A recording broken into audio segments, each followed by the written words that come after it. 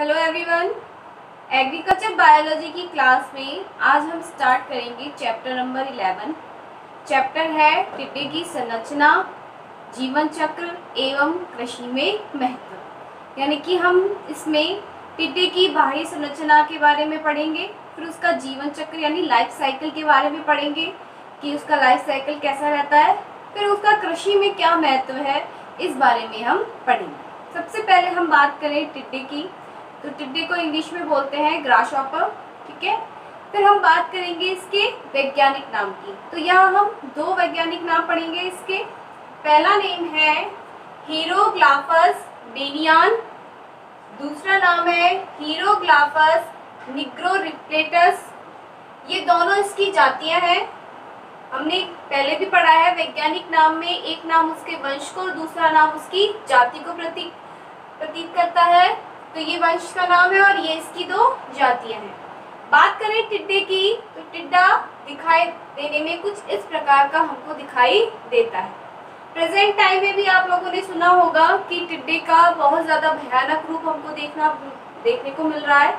इस टाइम टिड्डों की संख्या बहुत ज़्यादा मिल रही है और वो बहुत ज़्यादा तादाद में फसल को नुकसान पहुंचा रहे हैं। तो टिड्डा जो होता है वो वर्षा ऋतु में ज़्यादा पाया जाता है। यह एक विश्वव्यापी है, मतलब ये सारे विश्व में पाया जाता है। ऐसा नहीं एक सर्टन एरिया हो, एक निश्चित क्षेत्र हो जहाँ पे ये पाया जाता हो, ये पूरे विश्व में पाया जाता है। वर्षा ऋतु में जो फसल उगती है वो होती है खरीफ की फसल। उस फसल को ये बहुत ज़्यादा हानि पहुँचाता है। हानि किस तरीके से पहुँचाएगा? उसे खाकर, यानी कि इसके मुखांग जो कि इसके जो मुखांग होते हैं वो विशेष प्रकार के मुखांग होते हैं। ये काटने और चबाने का कार्य करते हैं, जो कि फसल को बहुत भयानक रूप से पूरी तरीके से नष्ट कर सकते हैं। तो ये टिड्डा खरीफ की फसल के लिए एक बहुत ही हानिकारक है। ये पूरी फसल को खत्म कर देता है, ठीक है। दिखाई देने में कुछ इस प्रकार से टिड्डा हमको दिखाई देता है। पंख है, इसका मतलब क्या हुआ? ये उड़ सकता है। इसकी टांगे भी हैं, यानी कि ये चल भी सकता है। चलने के साथ साथ इसमें विशेष प्रकार की टांगे पाई जाती हैं, जो इसकी पीछे की टांगे होती हैं वो इसकी कूदने में सहायता करती हैं, ठीक है। इसका जो बाह्य कंकाल होता है वो काइटिन का बना हुआ होता है। किसका बना हुआ होता है? काइटिन का बना हुआ होता है। दिखने में ये कुछ हरे रंग के दिखाई देते हैं। कलर कैसा है इनका? ग्रीन कलर है, ठीक है। सबसे पहले हम बात करें इसके शरीर की, तो इसके शरीर की संरचना को 3 भागों में बांटा गया है। यानी शरीर को अगर बाह्य संरचना से हम इसकी तुलना करके हम बताएं कि इसके शरीर को कितने भागों में हम डिवाइड कर सकते हैं, तो हम इसके शरीर को 3 भागों में डिवाइड कर सकते हैं। पहला है सिर, दूसरा है वक्ष और तीसरा है उदर। यानी कि इसका जो शरीर है वो 3 भागों में बटा हुआ होता है, सिर, वक्ष और उदर में। सिर वाला भाग जो होता है यानी हेड यानी सबसे पहला भाग जो होगा इसका, उसे हम क्या कहेंगे? इसका सिर। सिर के पीछे इसका वक्ष वाला भाग होता है। वक्ष भाग भी 3 भागों में बटा हुआ होता है, अग्रवक्ष, मध्यवक्ष और पश्चिमवक्ष। इस प्रकार से इसका जो वक्ष वाला भाग है वो 3 भागों में बटा हुआ रहता है। फिर बात करें उदर भाग की, तो ये जो नीचे आपको भाग दिखाई दे रहा है ये इसका उदर वाला भाग है, ठीक है। हमने कहा कि जो टिड्डा है उसका शरीर 3 भागों में बटा हुआ है, सिर, वक्ष और उदर में। नामांकित किया हमने इसको। ये वाला जो भाग है इसका वो इसका सिर होता है। इसके बाद वाला यहाँ से लेके यहाँ तक का भाग इसका वक्ष होता है, जिसमें अग्रवक्ष, मध्यवक्ष और पश्चिमवक्ष होता है। और ये बाकी का जो भाग है वो उदर वाले भाग में गिना जाता है। इसके अलावा इसमें 2 पंख पाए जाते हैं, अग्रपंख आगे की ओर जो होंगे, पश्चिमपंख पीछे की ओर जो होंगे, उन्हें हम क्या कहेंगे? पश्चिमपंख।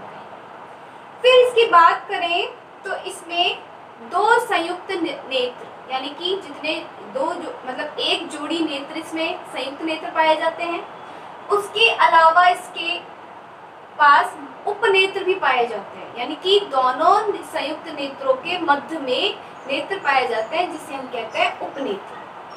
इसके अलावा टिड्डे में विशेष अंग श्रृंगिका पाई जाती है, जिन्हें हम इंग्लिश में एंटीना बोलते हैं। ये श्रृंगिकाएं संवेदनाओं को ग्रहण करने का कार्य करती हैं, यानी कि एज अ सेंस ऑर्गन की काम करती है।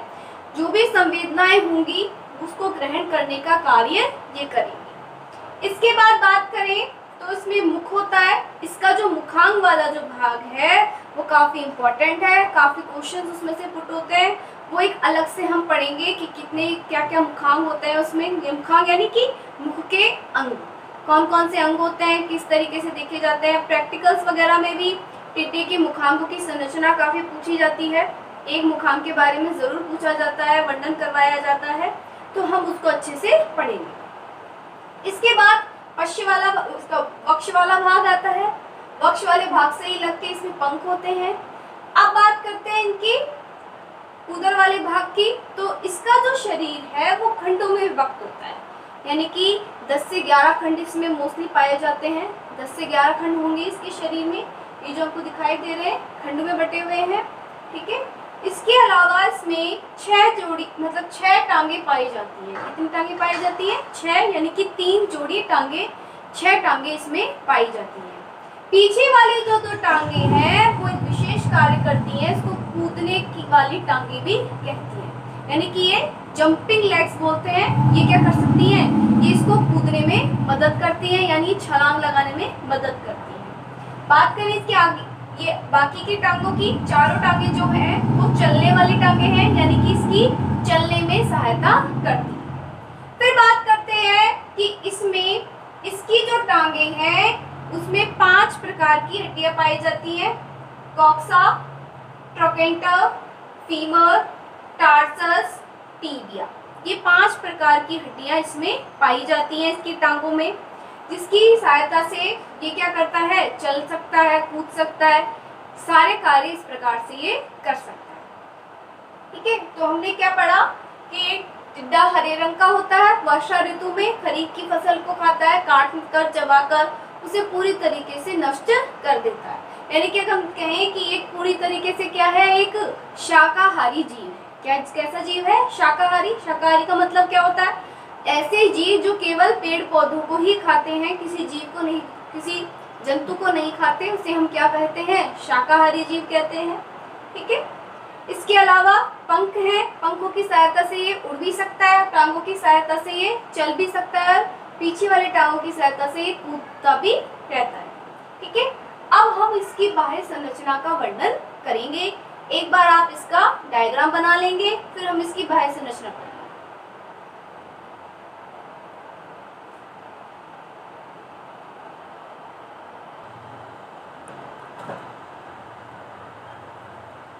बाह्य संरचना, इसका शरीर 3 भागों में बटा होता है, सिर, वक्ष और उदर में।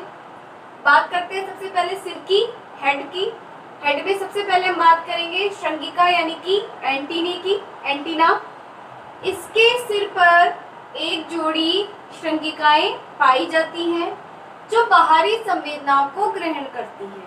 जो भी संवेदनाएं होंगी वो ग्रहण करेगी, यानी कि अगर मान लीजिए कीट को यानी टिड्डे को रास्ते का पता लगाना है, सुनने की क्षमता के लिए, गंध की क्षमता के लिए, गंध का पता लगाने के लिए, तो वो सब कुछ कार्य कौन करता है?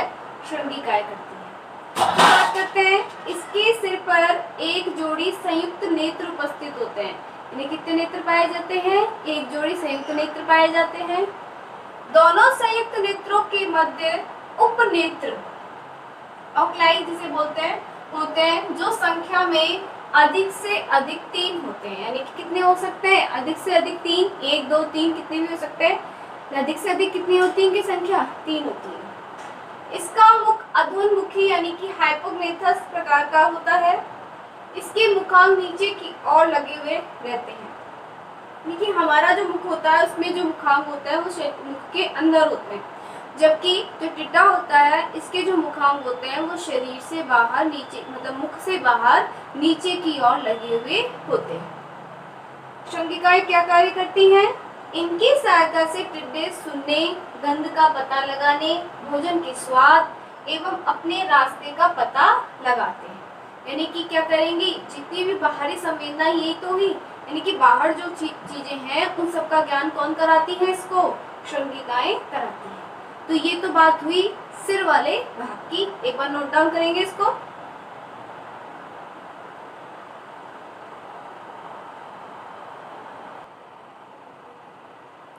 बात करते हैं वक्ष वाले स्तर की। वक्ष को इंग्लिश में बोलते हैं थॉरैक्स वाला भाग। यह सिर के साथ जुड़ा हुआ होता है, मतलब सिर के बाद जो वाला भाग होगा उसे हम क्या कहेंगे, वक्ष कहेंगे। यह 3 भागों में बटा होता है, अग्रवक्ष यानी कि प्रोथोरैक्स, मध्य वक्ष यानी मीजोथोरैक्स, पश्च वक्ष यानी मेटाथोरैक्स। यानी कि प्रो, मीजो और मेटा, ये तो अग्र मध्य पश्च हो गए, और वक्ष का भाग क्या कहलाता है, थोरैक्स कहलाता है। बात करते हैं इसकी, तो वक्ष के तीनों खंडों पर प्रत्येक खंड के नीचे की सतह पर एक जोड़ी टांगे लगी होती हैं। यानी कि हमने कहा कि इसमें 6 टांगे पाई जाती है, यानी 3 जोड़ी टांगे पाई जाती हैं। प्रत्येक जो वक्ष वाला स्तर है इससे एक जोड़ी टांगे निकलती है, यानी कि 2 टांगे निकलती है। ठीक है, तो टोटल कितनी टांगे हो गई, 6 टांगे, यानी कि अर्थात इसकी 6 टांगे होती हैं। इसके मध्य एवं पक्ष पर एक जोड़ी पंख लगे हुए होते हैं। कितने पंख लगे होते हैं, एक जोड़ी, यानी कि 2 पंख होते हैं, अग्र पंख और पश्चिम पंख। मध्य पक्ष से जो निकलेगा वो अग्र पक्ष पंख होगा, और जो पश्चिम पक्ष से निकलेगा उसे हम कहेंगे पश्चिम पंख। फिर बात करते हैं इसके पश्चिम पक्ष की टांगे कूदने वाली यानी जंपिंग टाइप होती है। हमने कहा था कि ये जो है ये ऐसा जीव है जो क्या करता है, कूद लगाने में यानी छलांग लगाता है, और इसकी जो पीछे की टांगे यानी पश्चिम पक्ष की टांगे है वो इसे कूदने में मदद करती है। फिर बात करें इन टांगों का, यानी कि जो जंपिंग टाइप जो टांगे हैं उन टांगों का टीबिया और फीमर वाला भाग, जो कि हड्डियों वाला भाग है, टीबिया और फीमर का मजबूत, लंबा एवं शक्तिशाली होता है। इसी वजह से तो ये क्या कर सकती है, कूद सकती है। अगर इनका ये भाग अगर मजबूत नहीं होता तो वो कूदने में इतनी शक्ति मतलब इतनी समर्थ नहीं होती कि वो कूद सके, टूटने का डर होता। लेकिन इनका ये टीबिया और फीमर वाला भाग मजबूत होता है। फिर बात करें इसकी टांगे 5 भागों में बटी हुई होती हैं। हमने डायग्राम में भी शो किया था, इसकी जो टांगे हैं वो 5 भागों में बटी हुई होती है, कॉक्सा, उसके बाद ट्रोकेंटर, फीमर, टीबिया और टार्सस। इसका जो टार्सस वाला भाग है यह पुनः 3 भागों में बटा हुआ होता है, प्रीटार्सस, मीजोटार्सस और मेटाटार्सस। यानी जो पहले होगा प्री, जो उसके बाद होगा यानी मध्य वाला होगा मीजो, और जो लास्ट होगा उससे क्या बोलेंगे, मेटा। यानी कि इसकी जो टांगे हैं वो 5 भागों में विभाजित होती है, और केवल टार्सस वाला भाग है वो 3 भागों में विभाजित होता है, यानी बटा हुआ होता है।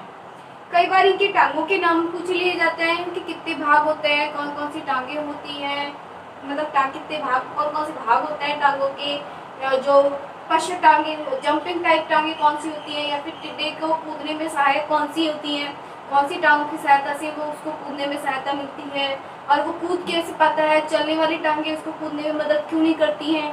तो इस सब का आंसर यही है कि उसकी जो पश्चिम पक्ष वाली टांगे हैं वो क्या, उनकी जो टीबिया और फीमर वाला भाग है वो मजबूत होता है, जिसकी वजह से उनको कूदने में आसानी रहती है। तो ये हो गया उसका पक्ष वाला भाग, इसको एक बार नोट डाउन कर लें।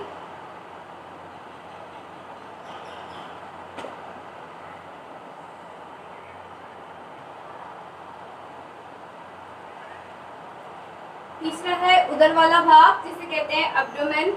यह भाग 11 खंडों का बना हुआ होता है। हमने कहा था इसका जो उदर वाला भाग है वो खंडों में विभक्त होता है। कितने खंड होते हैं उसमें, 11 खंड होते हैं। प्रत्येक खंड का पृष्ठीय खंड टर्गम एवं उदर वाला खंड स्टर्नम कहलाता है। यानी कि जो उसका पृष्ठ यानी पीठ वाला जो भाग होगा वो तो क्या कहलाएगा, टर्गम कहलाएगा, और नीचे वाला भाग यानी जो उदर वाला भाग है वो स्टर्नम कहलाता है, जिसे एक पार्श्व झिल्ली प्लूरोन जोड़े रखती है। इन दोनों भागों को कौन जोड़े रखती है, एक पार्श्व झिल्ली जिसे कहते हैं प्लूरोन। प्लूरोन में दोनों तरफ एक एक श्वसन छिद्र होता है। श्वसन छिद्र को इंग्लिश में बोलते हैं स्पार्कल, यानी कि इसमें श्वसन छिद्र पाए जाएंगे जिसकी वजह से श्वसन की प्रक्रिया होगी। टिड्डे में कुल 10 जोड़ी श्वसन छिद्र होते हैं।